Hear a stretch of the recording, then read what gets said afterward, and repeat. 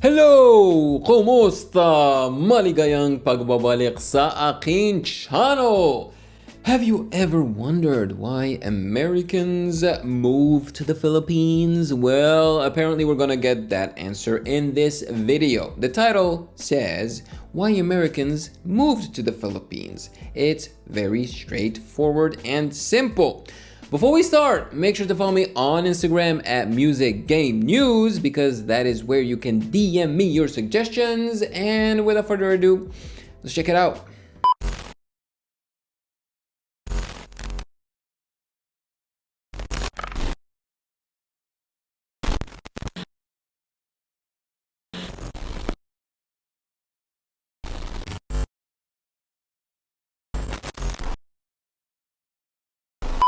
Like the jeepneys, how people just hang on to the back of a jeepney. We saw a big garbage truck and two people were sitting on top of it going down one of the busiest streets in this city. Hey guys, what's up? It's Al. Welcome to our planet. That was According an to the odd United intro. States Department of State's latest data, more than 4 million Filipinos and Filipino Americans live in the United States. However, did you know that almost 300,000 Americans actually chose to live in the Philippines today, including a large number of US military veterans? Today, we're interviewing 4 of our American friends who actually chose the Philippines as their home away from home. Hello po, musta ka? Ako si Anna, and I'm from the US, the Midwest, so Michigan, tapos Chicago. I lived in the Philippines for almost 2 years. I lived in Quezon City for 1 year and Cainta for another year. Quezon City. And you can find me on TikTok and on Instagram. And I'm also on YouTube too. I have my YouTube and my Instagram linked to my TikTok. So I hope to see you again there. I am Laura Moreno from the YouTube channel Our Half Asian Adventure. I am from America and we're currently living in Mindoro, Philippines. We have been living here for almost 8 months now, my husband and I and our 4 kids. We have a YouTube channel called Our Half Asian Adventure and it's all about our family and the experiences we have here in the Philippines. Also, okay, not to diss anyone, but I feel like a lot of foreigners move to the Philippines and start a YouTube channel, a vlog channel, because, you know, it's efficient. You know, they get a lot of attention and a lot of views, hence a lot of money, you know. I've seen it firsthand. A lot of them do that. Enjoy living like Filipinos and not just being tourists and exploring beautiful places, but actually immersing ourselves in the culture and raising our kids. But 4 in this kids! culture for the Wow, time being. that's I'm impressive. Tyler. And I'm Isaac. We are from the channel Tri-Fate Lifestyle. Wow! We're from Minnesota, which is a nice cold state Minnesota! up in the north, so the opposite of the Philippines. Very Yeah. different than here. Very different. There's also not many people that live in our state. No, not many at all. We've been here for Minnesota, it's very close to Canada. That's why it's so cold. And Minnesota has an NBA team, though. Yeah. roughly 3 Timberwolves. months now, somewhere in the 2-ish, 3-month range. But we've been staying in Quezon City in the Metro Manila area here in the Philippines. In our home, SM North and 3 months? Can you really say that these Americans have moved to the Philippines if they only stayed 3 months? I think you can say that they moved to the Philippines after living in the Philippines for at least a year, you know? When we're talking with months, it doesn't feel like moving. It still feels like visiting. It feels like they're tourists. have been the home. Yes, we go there quite a bit. There's some big malls. Yes, they are. And we've been malls, vlogging yeah. our stay here so far in the Philippines on our channel, Tri-Fate Lifestyle, and kind of just been going around Manila mostly so far. Why did you move to the Philippines? My husband was born and raised in the Philippines until he was 17 years old and he migrated to the US with his family. We met several years later and got married and started having children, but I always had this pull to go to the Philippines and experience life there to get to know my husband better and his family and his culture. And then when we had 4 kids, we really felt like it was the time that they needed to be immersed in the culture so they could learn the language and they could really understand that half of them, and that's why we moved to the Philippines. But more than anything, it was just this pull spiritually. We felt that we were needed here, that we could serve and we can help people around us. That's an interesting one. It's always interesting to think back because the Philippines wasn't really a country that was on our radar that much before 2 years ago. No, not at all. Yeah, and we actually sort of moved to another country, Georgia, a while ago. So for it being Philippines now is very interesting as well. We're K-pop reactors and music reactors, I guess, in general. Mostly K-pop, and a lot of our viewers were from the Philippines because K-pop is very big in the Philippines. And they wanted us to react to a group called SB19, and we didn't know they were P-pop until after we reacted to them. We're the language, and we're like, this that's is not Korean. And from there, we got a bunch of viewers from the P-pop community. See, I had no idea that they did reaction videos as well. Okay, interesting. People that do reactions that moved to the Philippines, but I would still like to know why they moved to the Philippines. And then we started reacting to geography content and started vlogging, and then naturally tons of people were saying, go to the Philippines, go to the Philippines, go to the Philippines. we made it. We took the risk and sort of committed to staying a while here. Yes. I am married to a Filipino, a Jonathan. Hey. We've been together total 7 years. 4 years long distance. Okay, 1 year married makes long sense. distance. So total 5 years long distance. And when we got Holy married moly. January of 2020, we thought we're just gonna be long distance for 6 months, and then we'll have another big Filipino wedding, and then he'll come to the US and we'll have a huge American wedding, you know. But you guys know the pandemic hit, diba? So we really cannot be together. I need to have a visa to even visit Jonathan in the Philippines. So I said, I always wanted to move to the Philippines, and now it's a great excuse, diba? So Diba? I decided December 2020, I will finish my school, I will get an online job, and I will just move to the Philippines to be with my asawa. So that's where That's I courageous. found sense. Is there anything that culture shocked you in the Philippines? There were definitely things that shocked me about the culture, and there was a whole perspective shift where I felt like all of my ideas were being challenged. And so the simplest things about how I'm raising my kids or my role in the home, all of those things were really challenged. It was just shocking to me that there was this whole other culture living that I didn't understand. And over the last 8 months of being here, I've really started to understand the culture, and things just aren't so shocking anymore. People live differently in different places all over the world, but yes, it's shocking at first. The poverty can be shocking. It's shocking how much rice they eat, how loud all the Filipinos are, and the parties they have. Everything felt shocking to me just because it was different. There's a lot of people, specifically the metro area. There's a lot of people There's a lot here. of people. We mentioned earlier, we're from a place that doesn't have many people. The town we're from is about 10 to 15,000 people. Yeah. I'm sure if you just go into like a little section of the city, you'd be able to easily find 10,000 people, and it would be nowhere near the same size as the place. Probably these couple buildings next to us. Yeah.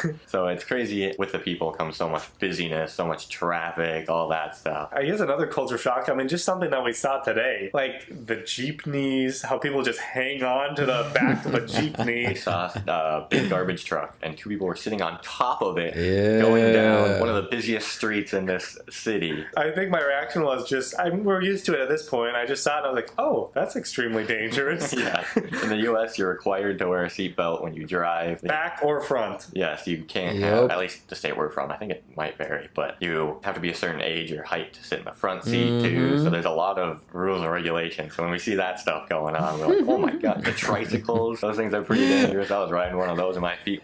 See, this is why I think that my perspective once I visit the Philippines is going to be very different from the perspective of, let's just say, Americans, because I'm technically not American. I'm not technically not even Canadian. I became Canadian, but I'm originally from Algeria, which is also a developing country just like the Philippines. So to me, what is shocking to them, to me, it's not really shocking. Like I've seen all of that in Algeria. Yeah, I've seen Algerians sitting on garbage trucks, hanging onto buses and stuff like that. So to me, it's like, yeah, what else is new, you know? Almost hitting the street. It's really interesting. It's fun though to see all of that It is go down. I don't know if this is really culture shock, but it's another element. They of look things young. that we were sort of surprised by is we knew Filipinos were nice, but big cities people usually aren't as nice as the people who generally live in the country. But we meet a lot of nice people here in the big city, and it's one of the biggest cities in the world, and we meet a lot of nice people here. Grabe. The biggest one, Grabe. I think, is how Filipinos will compliment you, but to an American, it sounds really mean. I'll give you an example. Yeah, okay? please. So, as an American, when a Filipino comes up to you and say, you've lost weight, eat more rice? Or the opposite, you gained weight, why? I'm really feeling so bad. Talaga, I feel so bad about that. Because in the States, you don't talk about weight at all. And if you do, it's very rude. Maybe you're not gonna say it to that person, but maybe behind their back, but you never say it to the person like face to face. So when I hear that, I was feeling really insecure about myself. Am I really gaining weight? Am I really losing weight? And then I realized she's so I'm not. cute. So every time people tell me that, it's just, I don't know. I'm still not used to it, but I do understand it's normal, but it makes me uncomfortable. And I think it's probably not good for most people to hear that. I think personally, maybe I'm wrong. Talaga, maybe. And another culture shock I will say is the friendliness of Filipinos is really true. Hospitality of Filipinos is really true, diba? And the last culture shock is the treatment of animals is different. And I know if you first go to the Philippines and you're really a pet person, it might be difficult for you to see how some dogs and cats are treated. I understand there's not space, there's not always resources. See, that wouldn't shock me because it's the exact same thing in Algeria. We have a lot of stray dogs and cats, you know? So have the lavish life that we see in the States because pets are really treated as children almost. Yeah, but just it's like ridiculous. seeing them in cages, seeing them under the hot sun, seeing them. I love animals as much as the next person, but I put a line when people start, favoring animals over human beings. You know, when they start treating animals better than human beings, I just can't. I cannot. Like, they will feed an animal before they feed a person. What? Nah. Tied up, seeing them hurt is really hard for me to see, especially because I have pets and I always had pets. But I'm not judging because I understand, I know it's different, but it's still hard for me to see, and I wish it was a little different. I wish there was more resources, more shelters, more adoptions. Have you ever faced any difficulties, struggles, or uncomfortable? I understand, but bruh, in the Philippines, they need even more shelters for people. They don't even have shelters for their own people. So you need that first before you start thinking about freaking animals.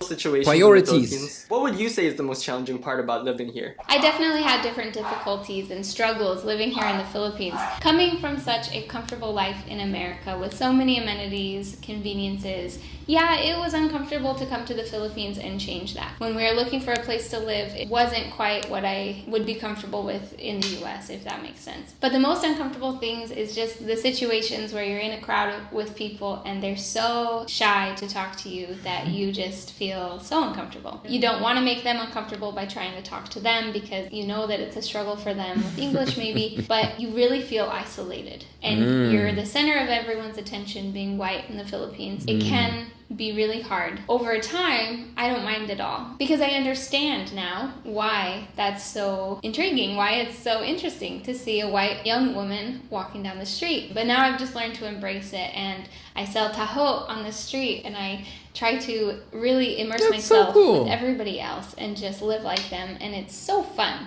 The difficulties and struggles all involve getting to places, I feel like. Definitely. We've gotten accustomed to using the metro, which transportation, at least where we are, isn't always super busy, and that can usually void the traffic. But if we aren't going anywhere that we can get to with the metro, it's very challenging to get there in a timely manner. I'm having a hard time focusing on what they're saying because of this.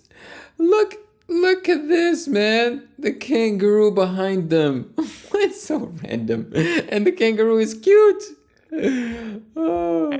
Yes, I mean, just getting somewhere that's a couple kilometers away can take 40 minutes. It's Damn. pretty crazy. Literally in the morning and anytime after 4 p.m. you're just screwed. There's very small windows. For uncomfortable situations, a lot of times it's just when people like ask us for money or stuff, or sometimes they'll ask for it in their own language, whether it be Tagalog or Bisaya or something like that, and we don't know what's happening. We're like, or if you get into a situation where like the taxi driver's scamming you, but you can't exactly understand what he's talking about. Making friends with Filipinos as a foreigner is difficult. And I've talked talked about this before, and there's many layers. There's language, there's culture, there's a lot of history, and I understand as an American why a Filipino might be shy, might be intimidated, might have some resentment, and I understand. I know the history. So I'm not really saying it's a bad thing, but it's something that I did not realize would really happen, because every time I visit my husband, Filipinos are so friendly, talaga so friendly, inviting me, telling me to eat more, food trip.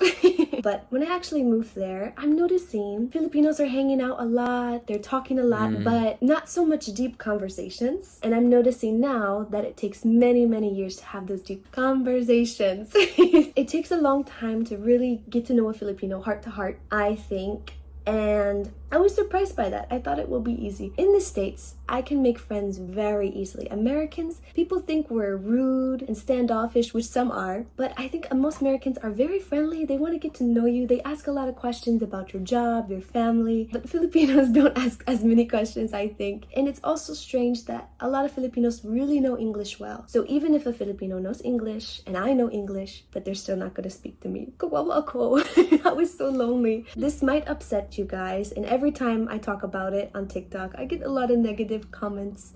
It's quite sad, but I get a lot of stares, a lot of unwanted attention, which is normal. But in the States, it's very rude to stare. Oftentimes, in big cities like Chicago, it's dangerous to stare at someone because they will take that as a sign of aggression. So when I go out, I was in Quezon City, I've gone to many, many malls before. In the province, I understand. But in Manila, it's very difficult. The people are really bold sometimes, and it's almost always a group of older, middle-aged Filipino men, but it goes past a glance. It's very sexual, They stare. It's very fetishization.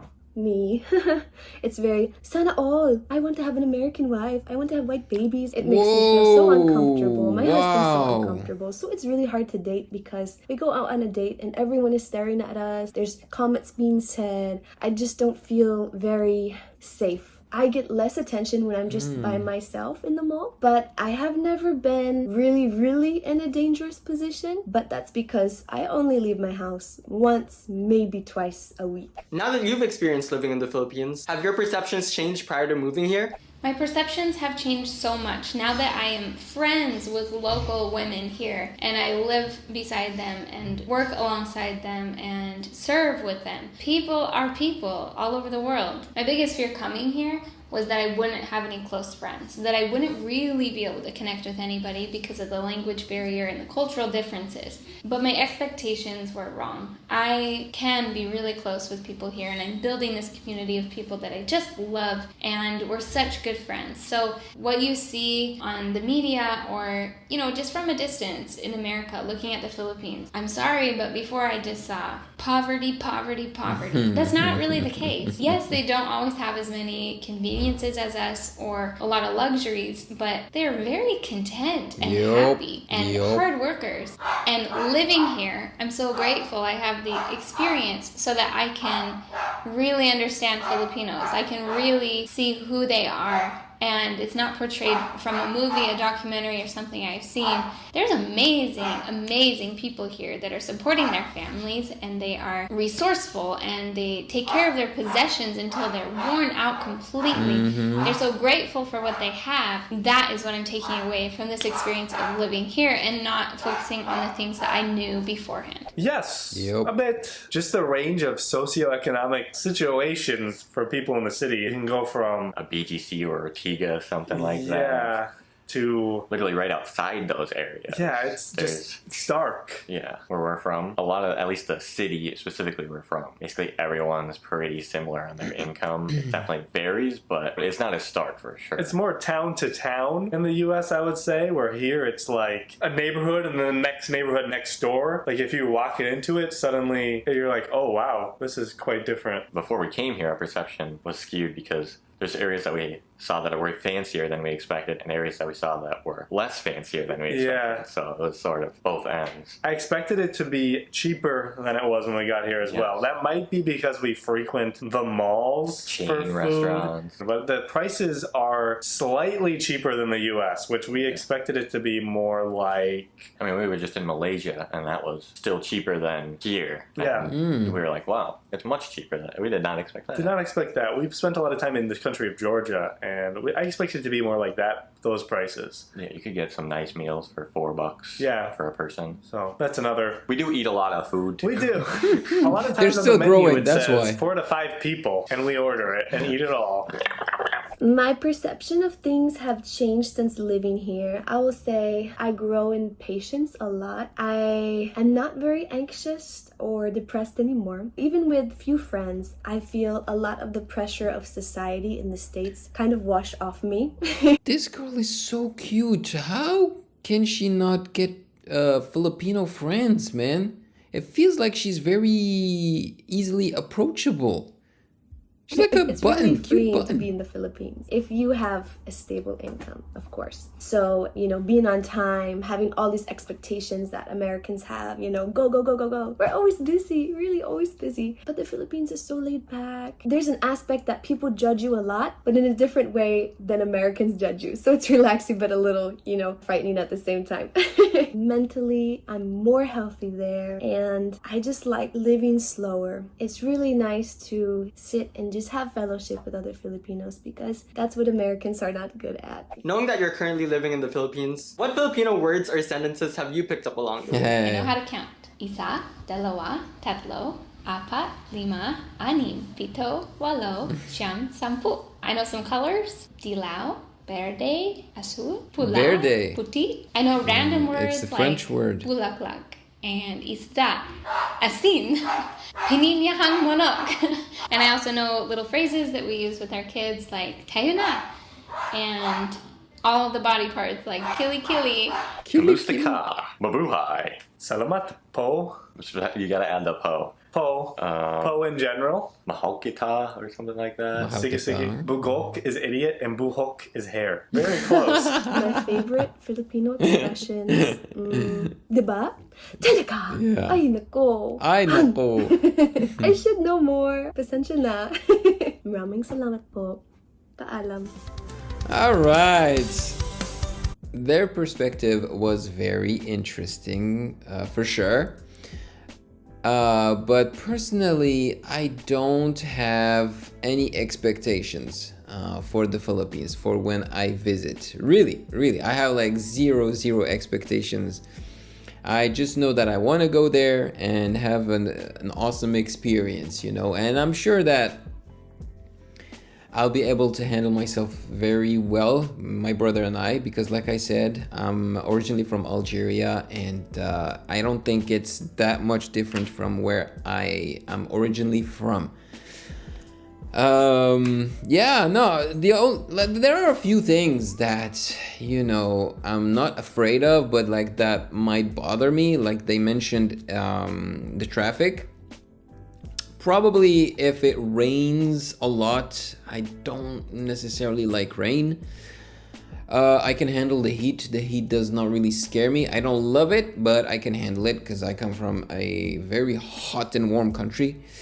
Also insect. I do not like insects, whether it be mosquitoes or cockroaches or anything like that. That's one aspect of Africa, because I lived in Africa for a very long time, that I hated more than anything. So I'm expecting, okay, I said I don't have expectations, but like cockroaches, yeah, I think I will have to deal with that. So yeah, but overall, I think my stay in the Philippines, like about two weeks approximately, I think will be great. I think it will be great. Yeah. Especially if I get good tips and if I'm well surrounded, if with helpful Filipinos. Yeah, I think that's very important, because I really don't want to waste my time. 2 weeks is not a very long time. I want to go there, see a little bit of Manila, go to a couple of concerts, maybe, ABS-CBN, GMA, and maybe another concert, the Wish Bus, and then go to El Nido and Boracay or something like that. I don't know, but I just don't want to waste my time. I want to do things efficiently and have a good time with my fellow Filipinos. There you go. Maraming salamat po. Thank you so much for joining me. I hope that you guys also learned something from this. If you have gotten value out of this video, then do not hesitate to check out my other videos right here.